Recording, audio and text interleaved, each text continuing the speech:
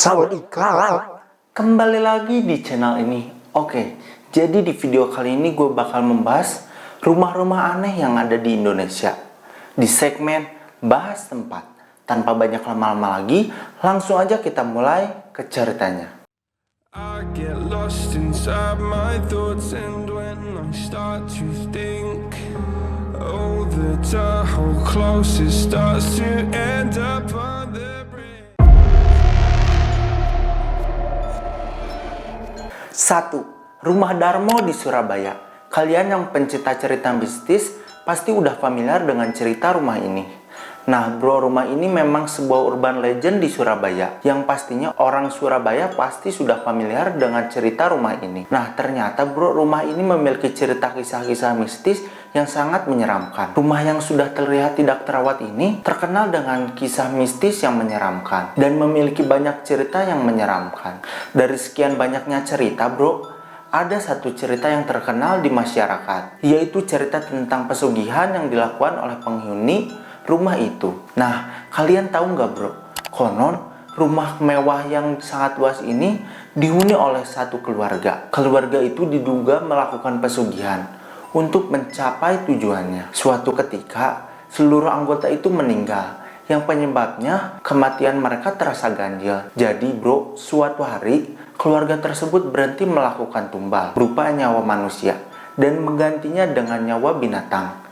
Nah ternyata bro, keputusan itu berujung malapetaka bagi keluarga kaya raya tersebut. Nah ceritanya bro, suatu hari saat keluarga itu melakukan perjalanan dengan kapal laut, mereka mengalami sebuah kecelakaan. Kapal yang mereka tumpangi tenggelam secara misterius. Bahkan kabarnya bro, kapal tersebut belum ditemukan sampai sekarang. Sementara itu, ada dua anggota keluarga yang tidak ikut serta dalam perjalanan kapal laut tersebut. Keduanya sempat tinggal beberapa waktu di rumah mewah tersebut sebelum akhirnya meninggal dunia. Nah, kalian tahu nggak bro? Ternyata dalam versi lain cerita ini, ada dua anggota keluarga yang tidak ikut cerita dalam perjalanan kapal laut, yang menewaskan sebagian besar anggota keluarga kaya raya itu, yaitu ada seorang bayi dan pembantu rumah tangga. Nah, ternyata bro, konon saat bayi itu sudah tumbuh dewasa, ia dikabarkan rutin datang ke tempat rumah mewah tersebut setiap malam Jumat Kliwon. Perempuan itu tidak pernah turun dari mobilnya. Ia hanya meminta seorang petugas keamanan menabur bunga di kawasan rumah mewah tersebut. Nah bro, beberapa orang meyakini bahwa perempuan itu merupakan sang pewaris rumah Darmo. Bahkan bro, rumah itu ternyata pernah disewakan ke sebuah keluarga. Tapi suatu hari, keluarga itu terbunuh oleh penjahat dengan cara yang sadis. Pembunuhan itu disebut-sebut sebagai sebuah kutukan bagi orang yang mendiami rumah Darmo. Hingga akhirnya pada tahun 1997, rumah mewah yang sangat luas dan tidak berpenghuni itu ludes terbakar. Hanya tersisa puing-puing sisa kebakaran. Nah bro, setelah kejadian-kejadian tersebut, makhluk halus yang ada di rumah Darmo ini dikabarkan sering menunjukkan diri, katanya bro. Dan mulai muncul banyak cerita dari warga sekitar tentang rumah Darmo ini. Mereka mengaku diganggu oleh makhluk halus yang ada di rumah Darmo itu. Dan juga bro, mereka sering mendengar suara tangisan dan suara teriakan dari wanita yang meminta tolong di malam hari, yang sumbernya tentu aja dari rumah Darmo itu. Nah bro, gimana gak serem kalau kita punya tetangga yang rumahnya udah gak berpenghuni, apalagi bekas pesugihan? Kalau gua sih udah pasrah dan berdoa. Oke, next. 2. Gereja Gotik Saidan di Yogyakarta. Nah bro, gereja Gotik Saidan ini ternyata menjadi sebuah tempat yang dianggap memiliki misteri di Yogyakarta. Nah konon katanya bro, gereja ini sempat menjadi tempat beribadah oleh aliran sesat. Tapi sampai saat ini pun belum terbukti kebenarannya mengenai rumor tersebut. Nah bro, gereja Gotik ini sebenarnya bukan sebuah gereja, melainkan tempat hunian yang sudah lama ditinggalkan. Lalu kenapa sih dinamakan gereja gotik? Karena warga sekitar melihat tempat tersebut mirip dengan gereja, jadi dinamakan dengan gereja gotik. Gereja gotik ini dibangun pada tahun 1979 dengan arsitektur bangunan yang indah. Nah bro, bangunan yang diklaim sebagai gereja ini memiliki arsitektur bergaya Eropa yang sangat kental. Mulai dari menara-menara dan patungnya yang memiliki gaya Eropa. Nah, katanya bro, pemilik dari rumah ini adalah keturunan Tionghoa, merupakan istri dari pengrajin batik. Nah, karena arsitektur yang unik, tempat ini dijadikan sebagai cagar budaya di tahun 2000 lalu. Nah bro, menurut warga sekitar, di jendela gereja gotik sering terlihat ada noni-noni Belanda. Bahkan juga warga sekitar sering mendengar suara nyanyian dari arah rumah itu. Tapi itu hanya cerita saja, yang kebenarannya belum diketahui. Oke, next. 3. Rumah gurita di Bandung. Rumah yang terletak di kota Bandung ini ternyata menyimpan banyak misteri. Lalu kenapa sih rumah ini disebut sebagai rumah gurita? Karena rumah ini identik dengan arsitektur atau dekorasi rumah berupa gurita raksasa yang berada di atas rumah itu. Rumah ini sering disebut sebagai pemujaan setan karena beberapa alasan. Salah satu alasannya karena rumah ini bernomor 666, yang dimana nomor 666 identik dengan nomor setan.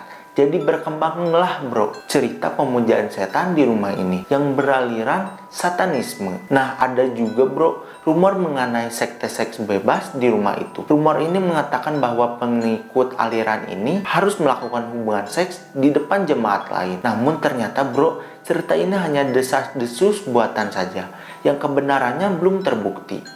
Nah, kalian tahu nggak? Konon di lokasi ini sering terjadi gangguan gaib berupa penampakan dari berbagai jenis hantu, mulai dari pocong, kuntilanak, noni-noni Belanda, dan juga semua kawan jenis lainnya. Namun bro, salah satu sosok yang fenomenal di lokasi ini adalah sosok hantu perempuan yang nangkring di jendela rumahnya. Nah bro, kalian pasti penasaran dengan fakta rumah gurita ini. Nah, sejarah dari rumah gurita ini, jadi rumah gurita ini dibangun pada tahun 1980-an. Nah, memang bro rumah ini sering ditinggalkan oleh pemiliknya yang lebih banyak beraktivitas di Jakarta. Tapi meski seperti itu, sang pemilik rumah beberapa kali sering berkunjung ke rumah itu ketika hari libur tiba atau ketika ada urusan tertentu. Karena banyak mitos yang beredar, sampai-sampai ketua RT setempat pun turut menyampaikan pendapatnya. Berdasarkan keterangan ketua RT, patung gurita yang menempel di atap rumah tersebut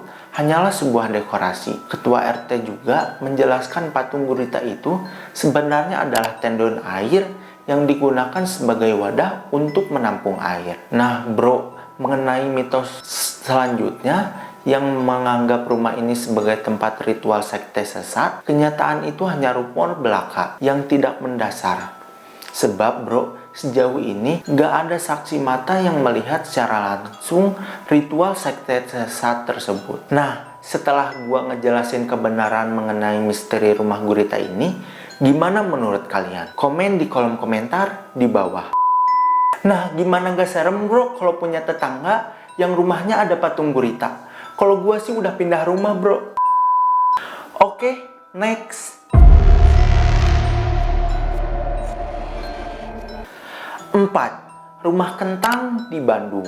Kalau ngomongin rumah kentang, pasti nggak jauh kita bakal mendengar rumah kentang yang terkenal dengan cerita seramnya. Rumah kentang ini terletak di Jalan Aceh di Bandung. Apabila kita melihat dari luar bro, tampilannya terlihat damai dan bersih, yang dikelilingi oleh pekarangan yang asri. Namun kenapa sih dinamakan rumah kentang? Konon bro, tersimpan cerita rakyat yang menyedihkan mengenai rumah kentang itu. Awal mula keangkeran rumah ini dimulai karena kelalaian seorang ibu yang sedang memasak. Anaknya, seorang balita, secara tidak sengaja terjerumus ke dalam kuali yang sedang digunakan oleh ibunya untuk memasak. Menurut cerita masyarakat, bayi tersebut tewas dengan seketika. Nah, ternyata bro, ada versi lain mengenai cerita rumah kentang. Cerita lain mengatakan bahwa si anak kecil tersebut nakal bukan main, sehingga asisten rumah tangga merasa kesal. Nasib bocah malang tersebut pun berakhir tragis. Nah, yang parahnya bro, ART yang sedang kesal membunuh anak tersebut dengan cara merebus ke dalam sebuah kuali. Nah bro, setelah peristiwa mengenaskan tersebut terjadi, warga sekitaran rumah kentang katanya sering mendengar suara tangisan yang suaranya terdengar seperti seorang anak kecil. Nah, kalian tahu nggak? Ternyata Selain aroma kentang yang menyegar, rumah tersebut juga terkenal dengan kisah bocah berwajah hancur. Menurut masyarakat sekitar, hantu anak kecil tersebut sering terlihat sedang bermain di pekarangan rumah itu. Banyak warga yang sering melihat sesosok anak kecil yang sedang tertawa cekikikan dan berlarian di pekarangan rumah. Tapi setelah didekati, wajah anak tersebut ternyata sehingga membuat orang yang melihatnya merasa kaget dan shock. Oke, gimana menurut kalian cerita kali ini? Silahkan komen di kolom komentar di bawah. Gimana gak serem bro kalau punya tetangga rumahnya yang angker? Kalau gue sih udah pasrah dan berdoa kepada Tuhan. Nah bro, gimana menurut kalian cerita rumah-rumah aneh di Indonesia? Silahkan komen di kolom komentar di bawah. Segitu dulu cerita dari gue. Silahkan like, komen, share video ini kalau kalian mau. Sampai jumpa lagi di video selanjutnya.